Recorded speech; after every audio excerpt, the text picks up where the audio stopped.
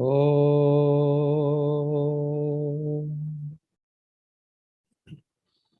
Purnamada Purnamidam Purnat Purnamudachyate Purnasya Purnamadaya Purnamevavaseshyate.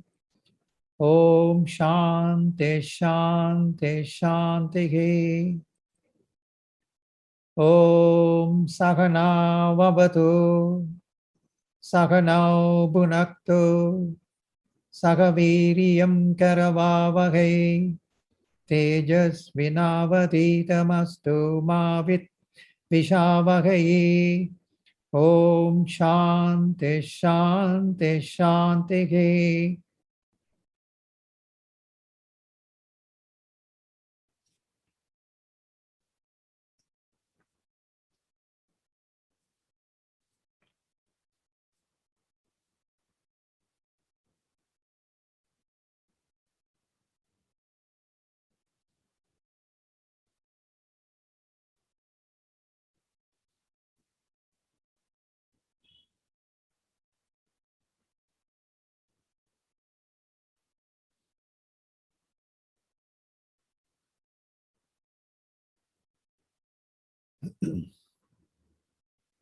Now we are getting into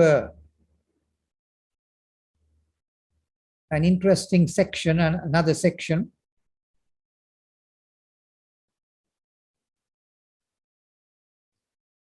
which deals with the spiritual virtues and the way of life which has to be entertained and maintained by every spiritual aspirant who desires to attain enlightenment. One is the basic knowledge, the wisdom knowledge, which of course you require. But along with that, that is called jnanam, wisdom knowledge. That is the basis, the foundation of your spiritual knowledge. Then there also at the same time, there is something called jnana sadhana, which has to be studiously lived and cultivated and practiced as part of one's spiritual quest. If one does not practice these spiritual virtues, then enlightenment will not transpire. Though they are not the direct cause for it, but nevertheless, without their presence, enlightenment or moksha will not transpire. This is like stating that in certain chemical reactions, unless you introduce a catalyst, the chemical reaction does not take place.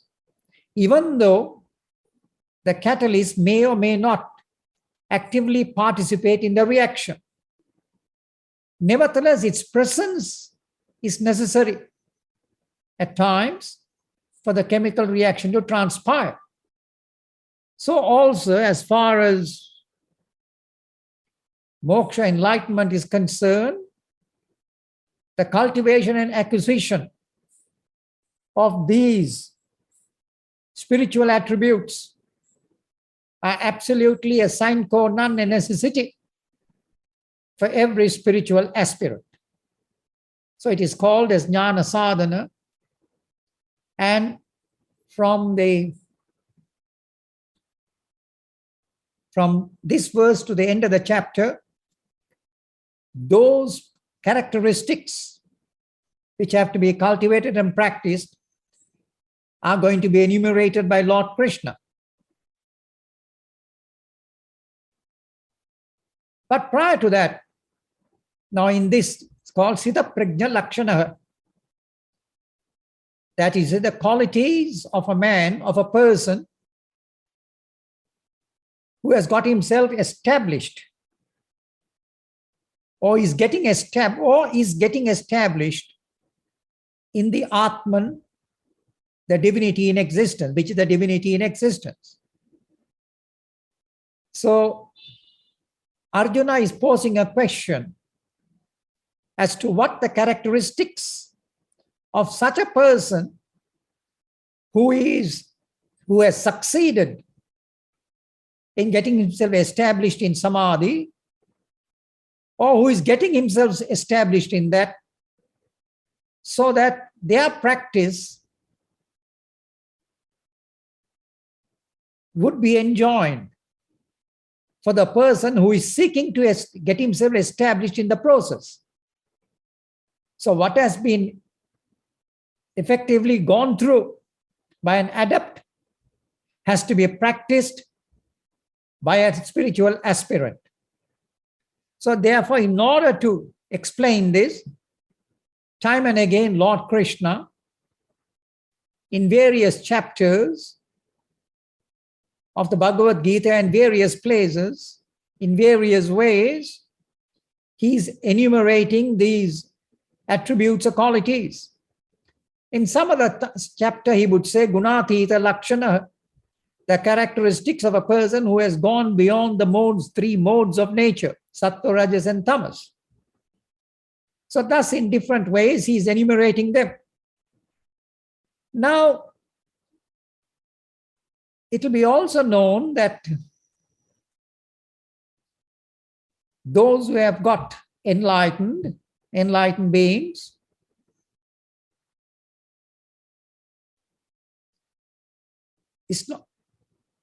they all do not act and behave hence after enlightenment in the same way.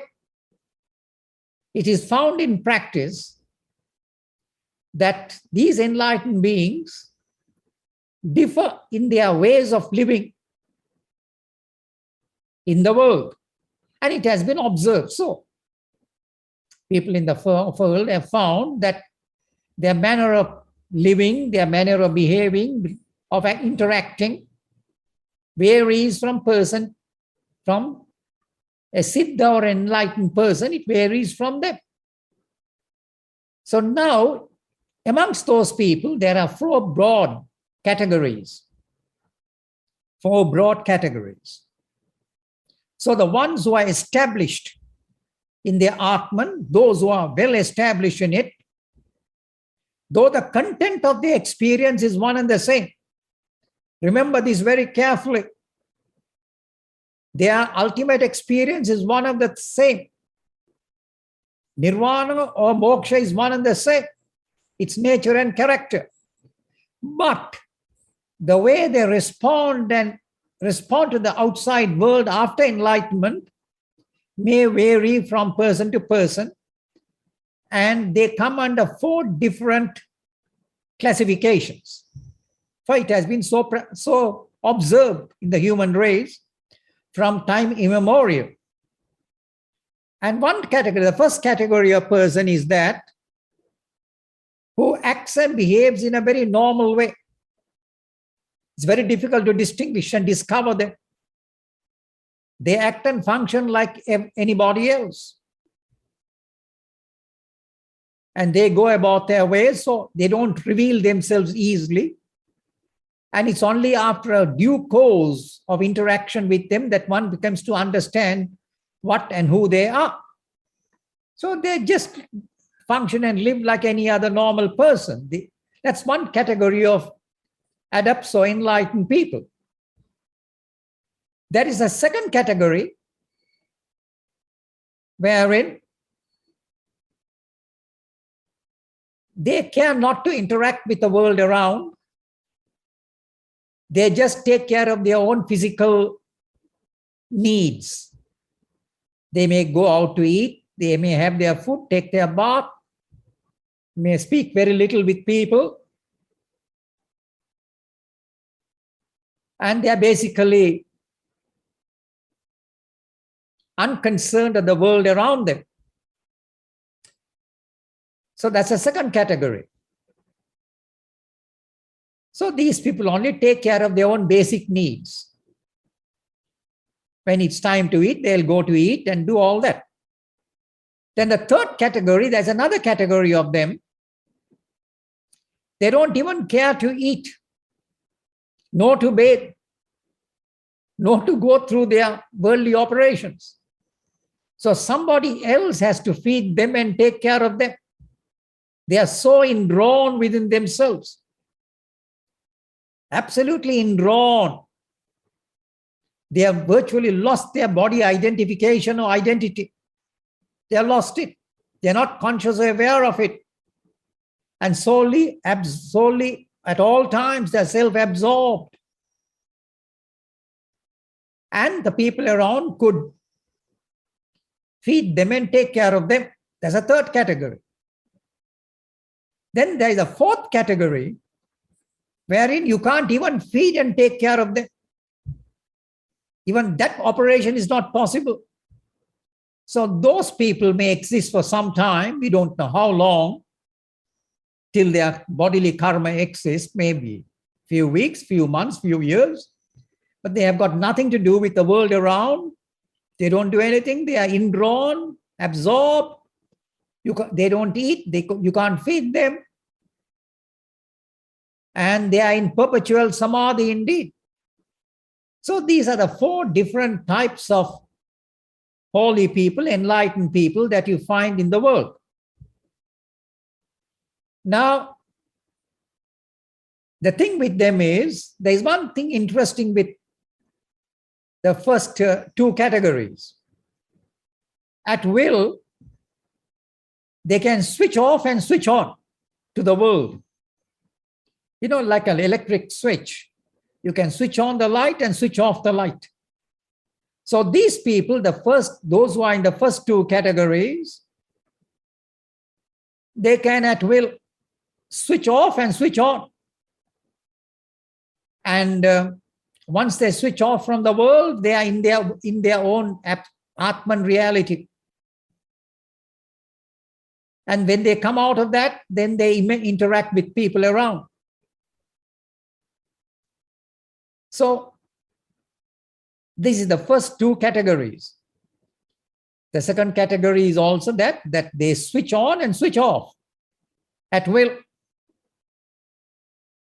Then you find the third category, the third and the fourth, they are completely switched off from the world.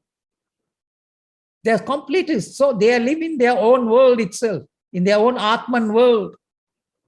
They are totally self-absorbed in that.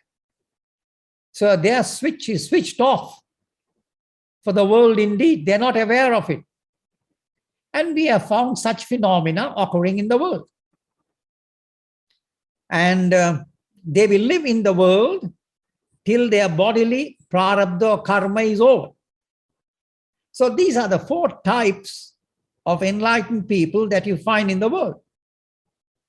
Of course, the first one is that who is available for teaching because he is interacting with the world in a normal way. And he teaches, he does many things like any other normal person. But nevertheless, he is established in the glory of his own being at all times. And he sees the world. He interacts with people. But all along he knows who he is and what he is. So this is the person who comes in the first category. And if he was a person who was habituated to drinking coffee in the morning, after enlightenment, he will still continue taking coffee. On the other hand, the person who was habituated to taking tea in the morning would take tea in the morning. That's their natural habit. So they go through that. And so therefore, these are people of various categories.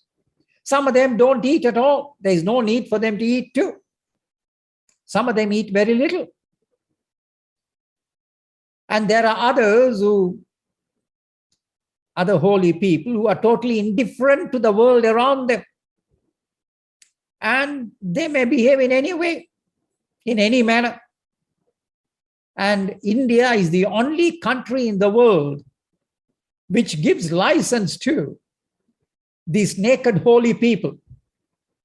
There are many holy people, enlightened people, or others too, who have the privilege to go about stark naked. They go about without any clothes even. And there was one such famous person who lived in Benares nearly 100 years ago, and he was reputed to be 300 years old. Now, how did they reckon that? Because people at that time, they said, my grandfather told me that his grandfather told him that his grandfather told him that they had seen him. So when they begin to calculate how it is, then they surmise that he must have been around 300 years. He was a huge man, but a naked holy man. And he just went about in his own ways. He wouldn't talk to anybody. So you find some extraordinary beings like that also in the world. Well, there are exceptions. These are exceptions. But there are others who are totally indifferent to the world. So therefore, it's very difficult. Now, there was another holy man who was living recently in a village called Pundi, and he was known as Pundi Swami. And all of a sudden, what happened was, he just sat early in the morning. People found him seated on the highway, on the road. And he was immersed in his samadhi, in his mystic absorption. Of course, the vehicles came, they saw a yogi seated, and they swerved and moved around. And he kept seated, and he was seated there for some days, and then somebody around picked him up and placed him in the veranda of a house. But all through, he was oblivious to the surroundings which were there. He never interacted or spoke with anybody. So that's another category of persons who are self-absorbed in this. So therefore, we have various types of holy people living in the world, and some of them are recognized, and some of them interact with the world around, and there are others who are, people don't know them. They don't come and declare to you who they are, what they are. So thus, these are various categories of these holy beings, holy enlightened beings. And they had to also, in order to arrive at their state, they had to go through their own discipline and practices. So that discipline and practices which they had previously gone through, and which become an example for the others to emulate and follow, are being described in the chapters onwards now, in the verses onwards now. In the next 19 verses or 18 verses, it's being enumerated. So Arjuna is asking a very pertinent question, beginning with a verse 54. He is asking, Siddha Pregnancy ka bhasha samadhis tasya keshava sthita dihi kim prabhasheta kim asita vrijeta kim. O Keshava, O Lord Krishna, that's another name by which Lord Krishna is addressed. Siddha Pregnancy ka bhasha, what is the description or the character of those persons who are Siddha Prajna, whose awareness is well established in their Atman? What is the description or the character of those people so that we can emulate them and follow them? But in order to for their awareness to be established in their Atman, they had to go through a process. And that process is Samadhistasya Keshava. And those who are established in Samadhi, Samadhistasya, so those who have established, whose prajna, whose awareness is firmly established, and those who's in Samadhi, what is their character? Now the word Samadhi here stands for Samadhiyade Chittam Anaya iti Samadhihi. That is to say, the Chittam, the mind, is well established in the Atman.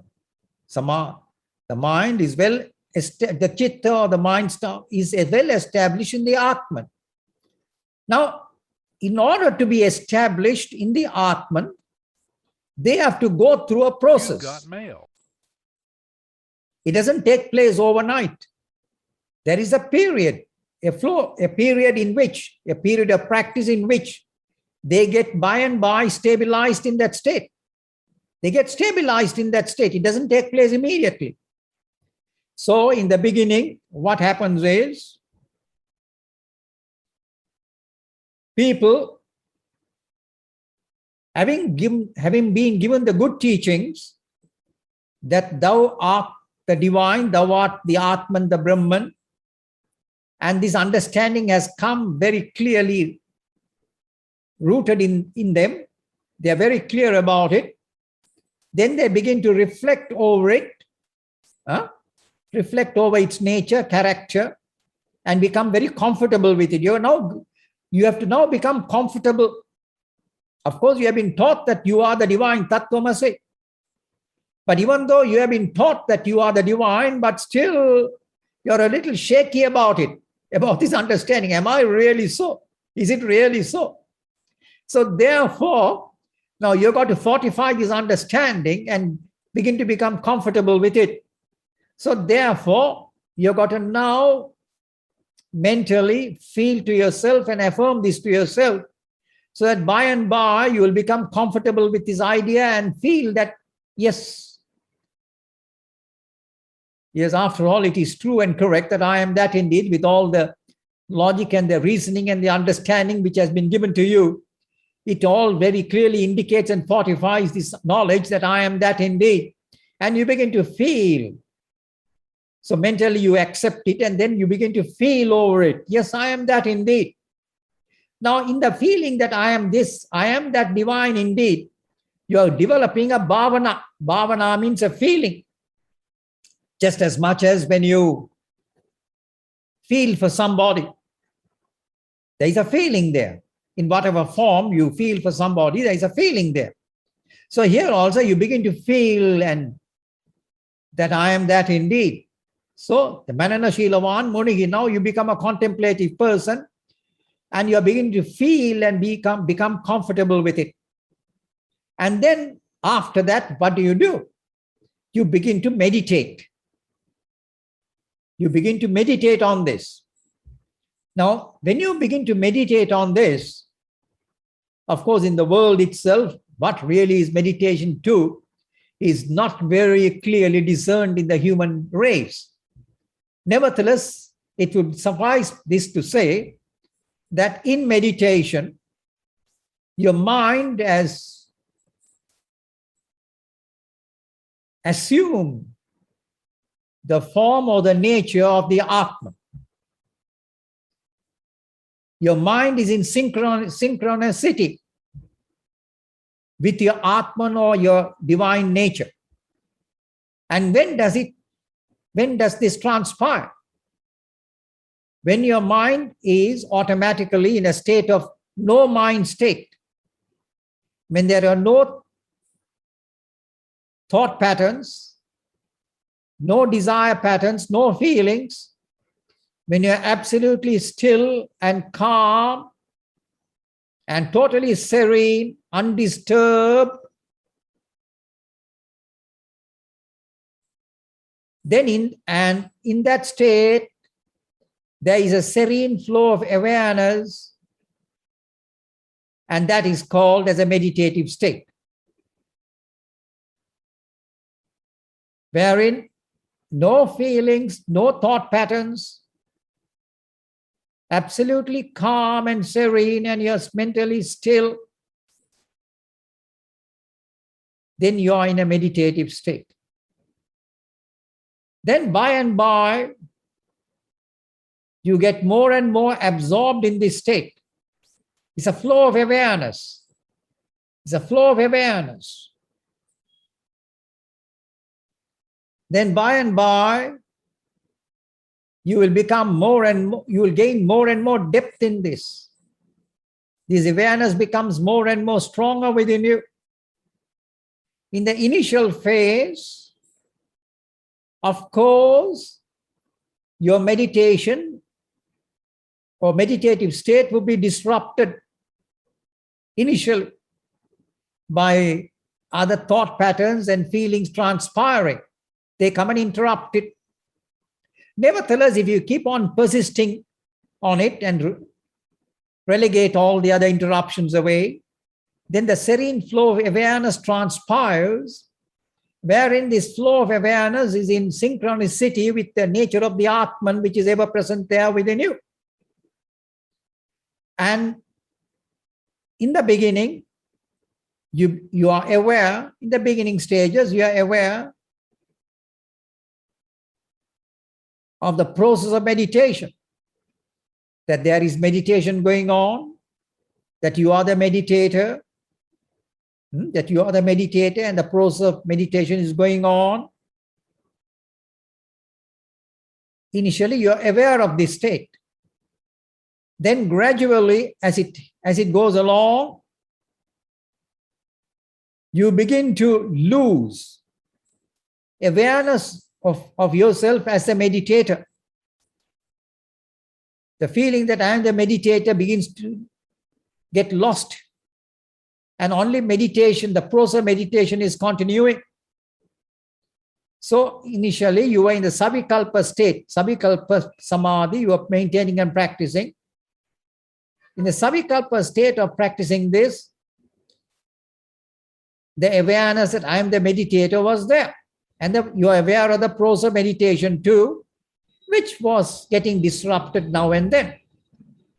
But as it gets more and more stabilized through practice, through persistent practice, then you begin to settle down in this state and the flow of awareness transpires. As it transpires by and by, as you gain a certain amount of depth in it, then even the feeling that I am the meditator disappears. Only meditation is progress, is moving.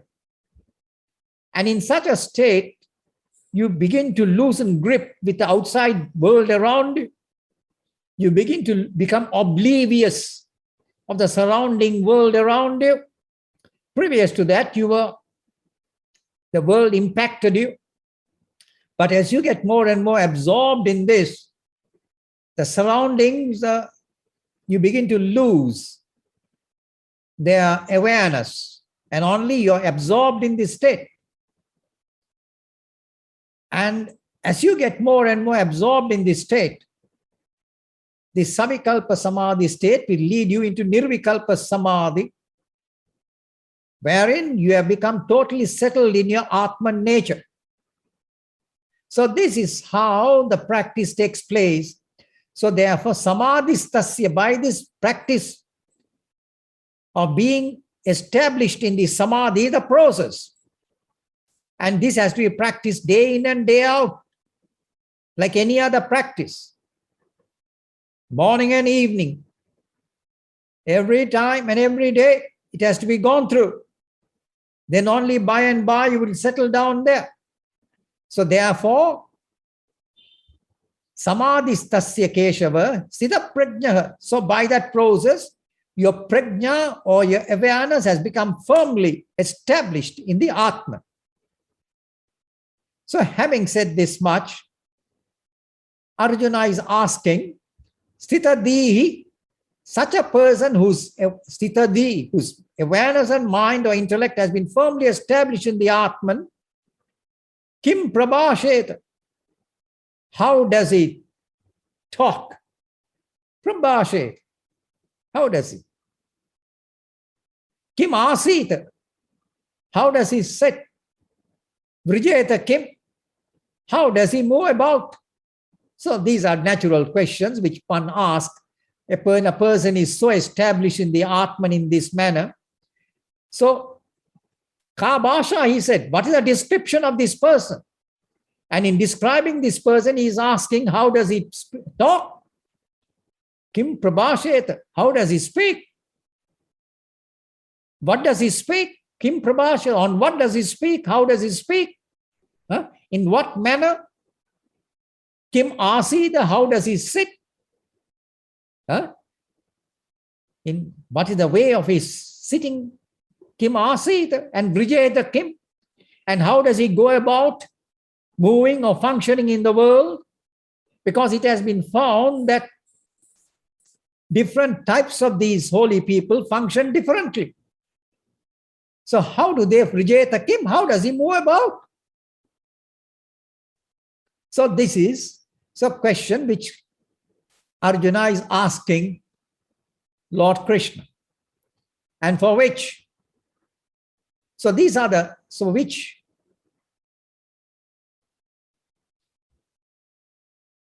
Lord Krishna is giving a reply. Sri Bhagavan Uvacha. So Lord Krishna is giving a reply to this. Prajahati yada kaman sarvan partha manogatan atmanyeva atmana tushtaga Siddha Prajno tatochate. O Partha, Arjuna, the son from the Pritha family, O Arjuna, Prajaha yada.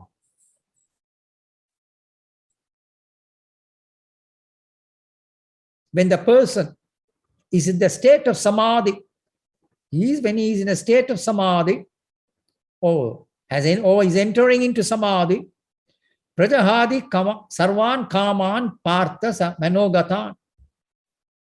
He automatically gives up or relegates. They are all relegated to the background. Sarvan kaman, all the desire patterns which may have arisen. Manogatan, all the desire patterns which may have been there in a person before. They have all been Prajahati. They are naturally put aside indeed. They have gone away, Prajahati. Huh? And how is it that they have gone away? All the desire patterns. Huh? Sarvan Kaman. Also, the innumerable desire patterns are there. To be this, to do this, to achieve this, to become this. All these desire patterns are there.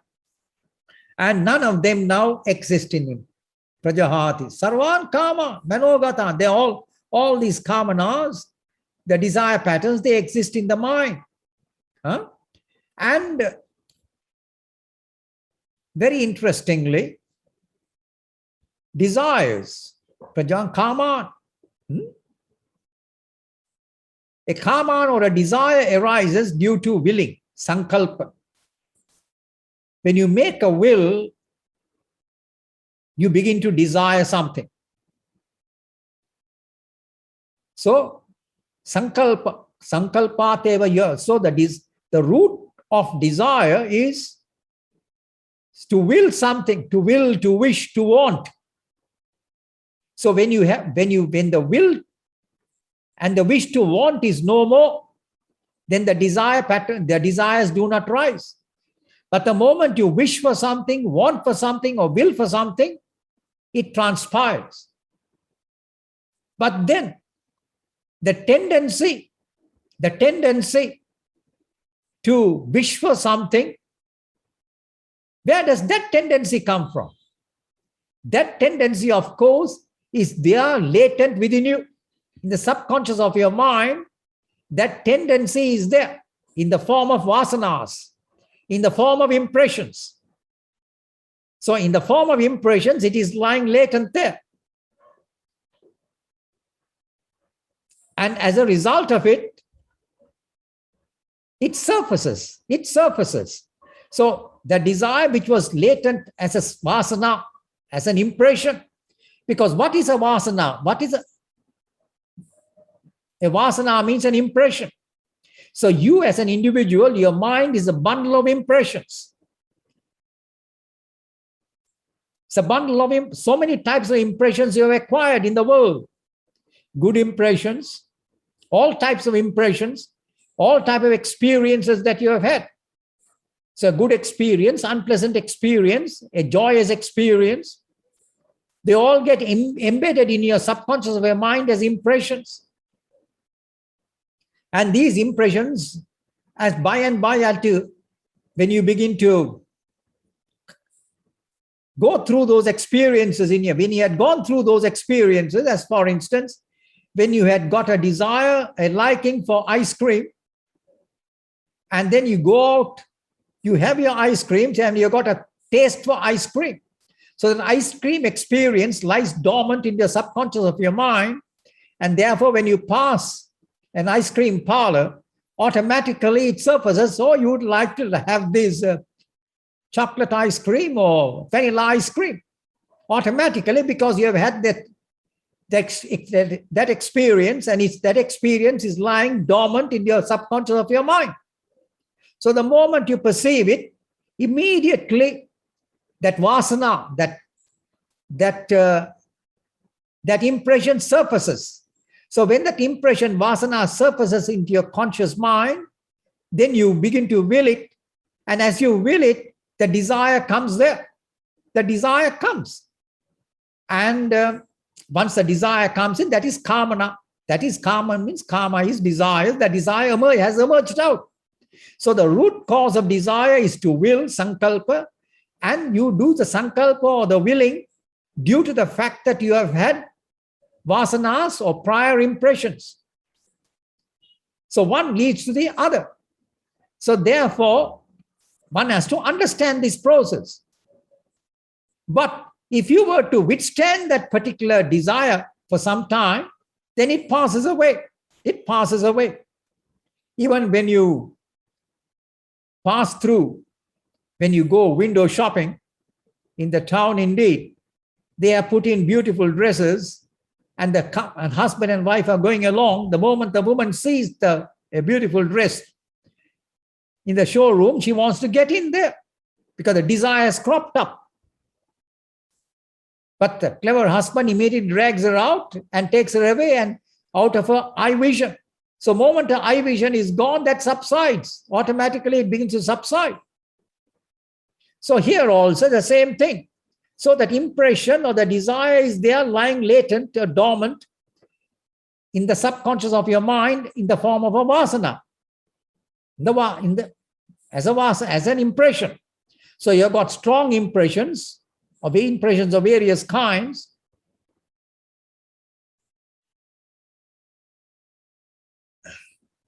I remember once I had a very unusual experience. Now I had been living as a hermit monk as a hermit in the Himalayan region for a number of years. And one day I happened to go to a visit a prestigious ashram hundreds of miles away, and then early in the morning, the guru of that ashram was in the garden, and they were having breakfast there in the morning. Now, I, as a young man, went to see him in the garden early in the morning. It was cold too. And there he had few snacks there. And he asked me a fatal question.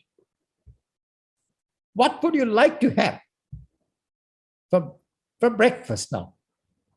There were sandwiches, there were patties, because it was a sort of a westernized setup, sandwiches, patties, and other things which were there.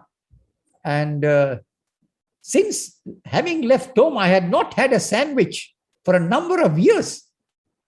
Immediately I said, I gave a fatal reply by stating that sandwich, because that impression of that sandwich was there, which was lying dormant in the subconscious of my mind. And the last sandwich I had was a number of years early. So the moment I saw the sandwich there, I preferred the sandwich, which I had not had for a number of years. So this is how the impressions are lying dormant. So that was a fatal mistake. And it was not only a fatal mistake, he was checking me out. The old man was checking me out. So therefore, so the impression is lying dormant there in the subconscious of your mind, and as per the occasion, it may arise. So thus, these impressions have to be cleared. So there are all types of impressions, all types of worldly impressions, many types of worldly desireful things are there, which may come and impede you. So therefore, how do you overcome them? How do you overcome those factors? Now, the only way to overcome those factors is by counter impressions, by counter impressions. And what is that counter impression? The counter impression is to be established in the Atman. So that is why in the next line he says, Atman yeva atmana tushtaha Siddha Prajna tato uchate. So the one Atmani eva atmana tushtaha, the one who is the spiritual aspirant, who is now by the atmana, by the mind, he is as Atmani, he is established in the Atman, Atmana, Atmani tushtaha. So with the mind, he is established Atmani in the Atman, and he is tushtaha, he is satisfied, he is happy in that. He is happy in that operation. When such a person is happy in that operation, that means he has got himself firmly established in the Atman. So when you are firmly established or you're getting established in the Atman, what happens is all the earlier worldly impressions, worldly desire patterns which you may have had before, they get cleared with the impression of the Atman, and also with the impression, with the experience of the Atman.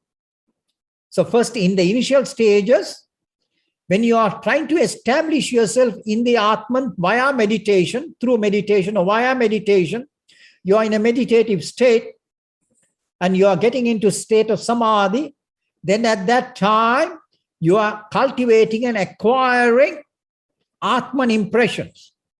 So these Atman impressions, which you are studiously cultivating over a period of time, by constant meditations, day in and day out, they come and saturate your mind and they clear away all the worldly impressions, worldly tendencies, and worldly desires.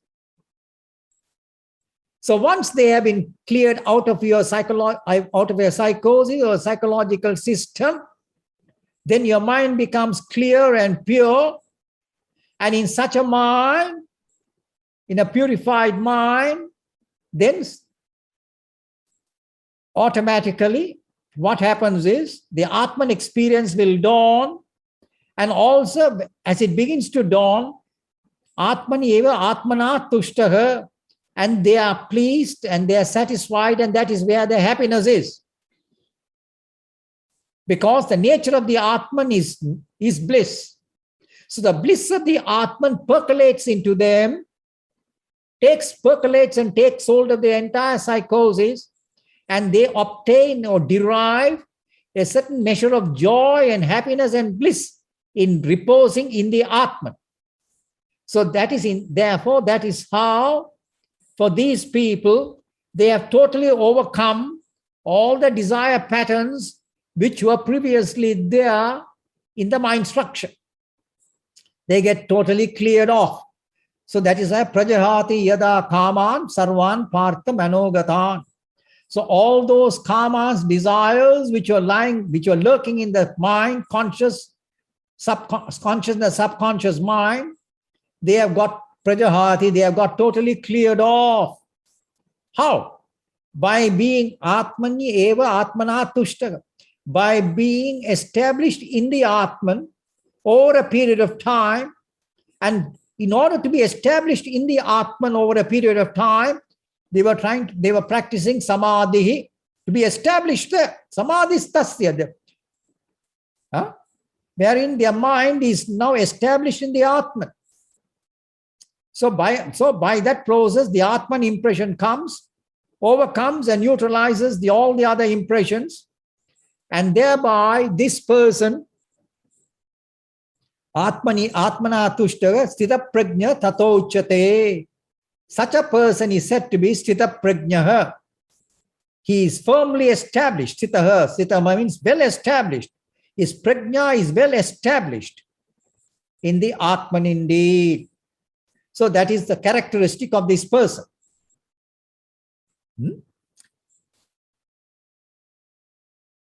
So this is the first sign that is indicating.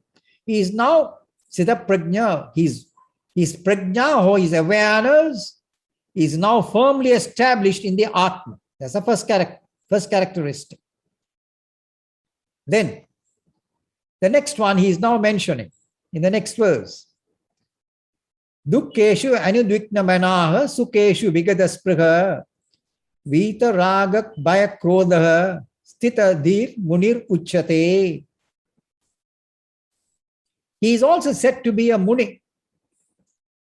Muni is an exalted word used for a holy person or a hermit who is now established in the Atman. Is called a muni.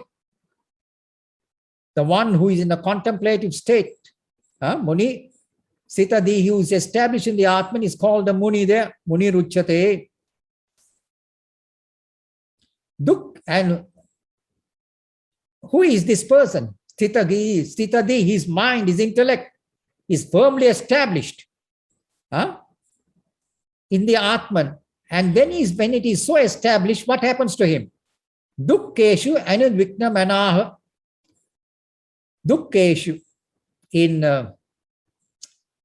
unpleasant experiences or painful experience, unpleasant and painful experience, dukkeshu anudvikna manaha. His mind does not lose its balance.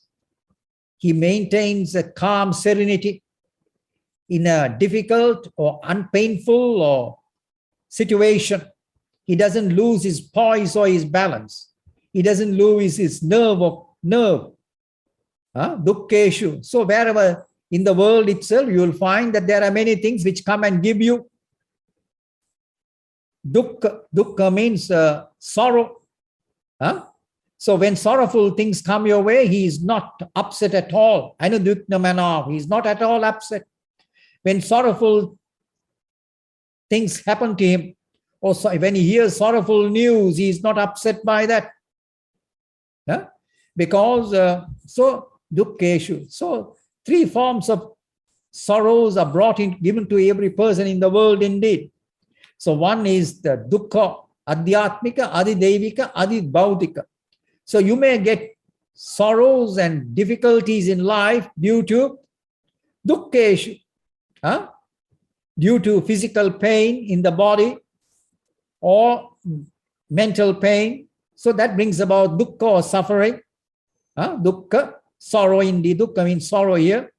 Or sorrow caused by other people around you who may cause sorrow by being nasty and violent with you. They may also cause sorrow for you. And also natural calamities may come your way. That also causes a certain amount of sorrow in a person, in a human being.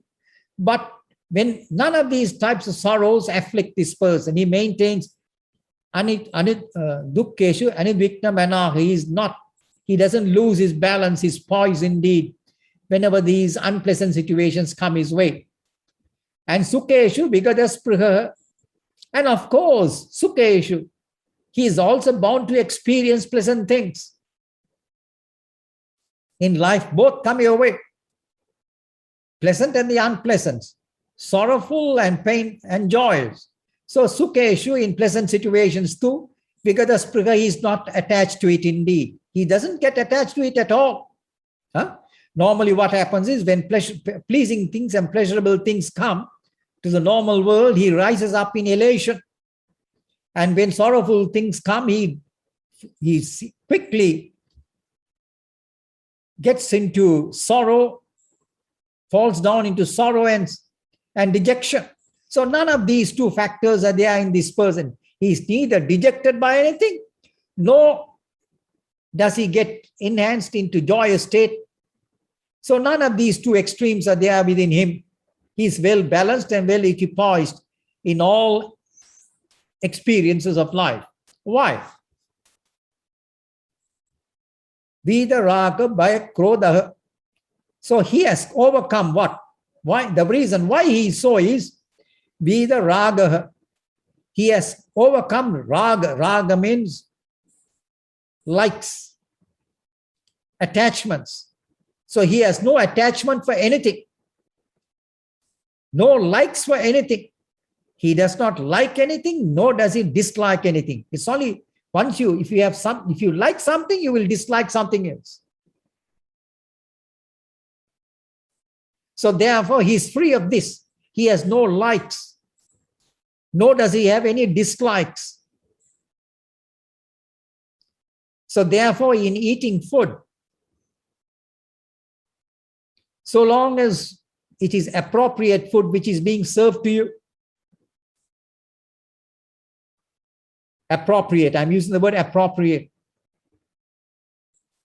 because there are certain types of food which are not appropriate to be eaten, and especially for people in the spiritual path, and they are particularly more so for monks, and especially so for Hindu monks. There are particular norms and they are said to be appropriate food, vegetarian food. So any type of vegetarian food which is being offered to a monk is all right, so long as it's a proper food. So he has neither likes nor dislikes. So never go and ask such a person, what would you like to have tomorrow for a good meal? When you want to go and invite a monk for a meal for the next day, do not ever ask him that inappropriate question. His answer could be only that anything you prepare is okay, so long as it is eatable by me. That's all. So Vida Raga, he has overcome the desire, overcome likes. Vida Raga, he has no likes for anything, no dislikes for anything. Bhaya, he has no more fear indeed. Bhaya. Normally people have various types of fears, but this man has no fear. And he is not afraid to die too. When I use the word die, means he doesn't die, but he is not afraid to exit the physical body. We'll put it that way. All the others may be afraid to die. The others may be afraid to die because it's an unknown experience.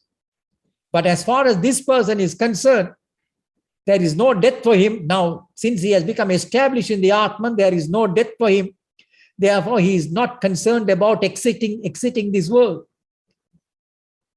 When the time has come, he peacefully exits this world. So he has no fear, no bhaya, no fear of anything. Today I live, tomorrow I go, so be it. That's his attitude. While the others may have 100 deaths before they finally go. But this man has got no such things. Vidaraga bhaya krodha. So krodha means anger. So these people have also overcome anger. Overcome anger. They may show at times anger. That's a different thing.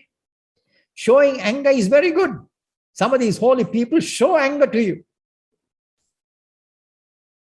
because that is the only way you can train and keep people in check, especially your disciples and followers.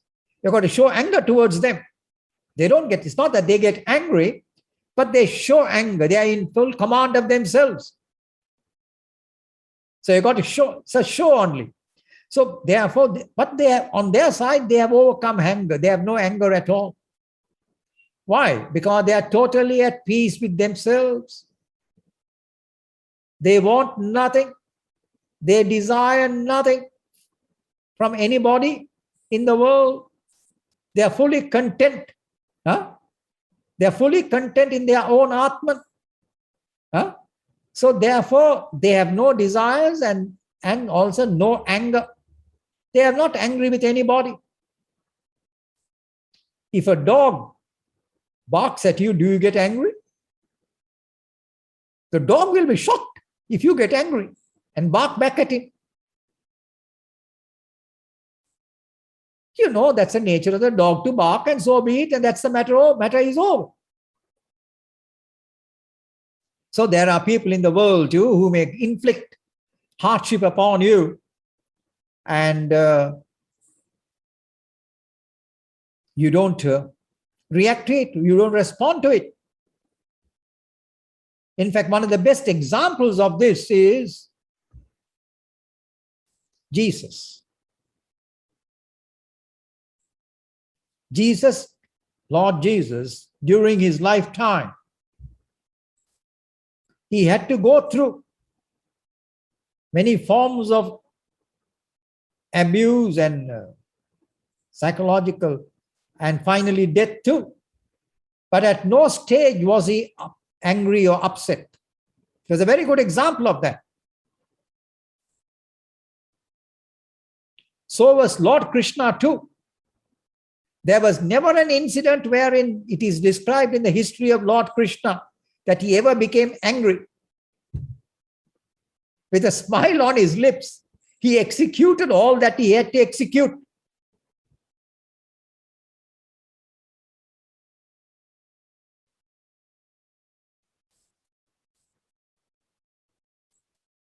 And also, Lord Buddha too. In the history of Lord Buddha, after he got enlightened, there was never an instance in which he manifested any form of anger at all. So these are examples of these people who were so indeed. So therefore, the man has overcome, transcended. A person who's established in his Atman, in his glorious self, has automatically overcome raga, desires, desire patterns, fear. They has no fear.